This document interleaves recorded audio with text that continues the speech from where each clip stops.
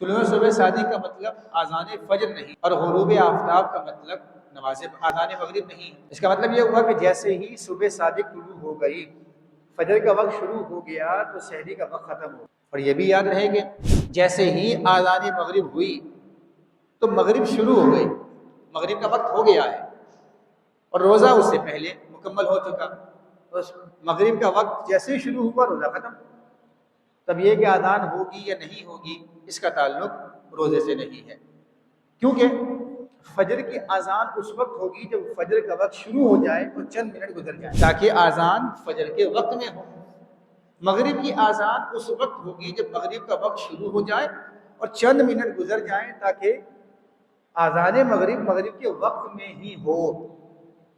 اگر کسی نے آذان فجر سحری کے وقت میں کہہ دی تو فجر کی آذان نہیں کہلائے گی، کیونکہ وہ سحری کے وقت میں ہوئی، فجر کے وقت میں نہیں ہوئی، بلکہ ایسی آذان کو دوبارہ کہنا ہوگا، دوبارہ پڑھنا ہوگا، دوبارہ دینا ہوگی۔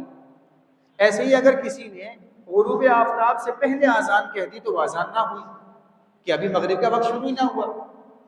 اس کا مطلب یہ ہوا کہ جو فجر کی آذان ہے وہ فجر کا وقت شروع ہونے کے بعد دی گئی ہے، اور مغرب کی آذان مغرب کا وقت شروع ہونے کے بعد دی گئی ہے۔